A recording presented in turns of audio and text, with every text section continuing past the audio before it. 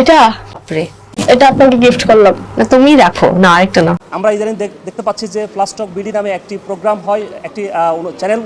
সেই চ্যানেলে তমা রশিদ নামে একজন উপস্থাপিকা, তিনি বিভিন্ন সময় বিভিন্ন টিকটকার হচ্ছে কি অভিনেত্রী ধরে নিয়ে এসে বিভিন্ন শব্দ চয়ন করে এবং এই শব্দগুলো বাংলাদেশের সামাজিকতার সাথে সম্পূর্ণ অসঙ্গতিপূর্ণ।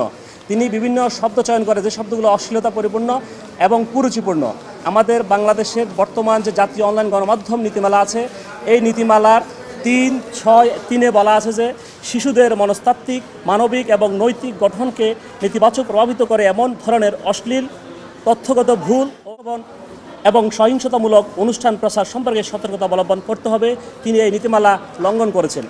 এটা বন্ধ করার জন্য আমি একজন বাংলাদেশ সুপ্রিম কোর্টের আইনজীবী হিসেবে, একজন জাতির বিবেক হিসেবে আমি আমার আজকের এই নোটিশ প্রদান করেছি, যাতে তিনি কোনো অবস্থাতে আর এই ধরনের অশ্লীল শব্দচয়ের মাধ্যমে অনুষ্ঠান পরিচালনা করতে না পারেন।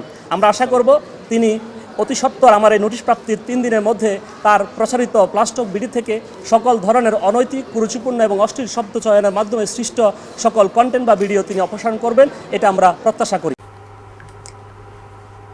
এটা নেন, বলো এটা কি? বেগুন। বাপরে, এটা আপনাকে গিফট করলাম। না তুমি রাখো, না আরেকটা না।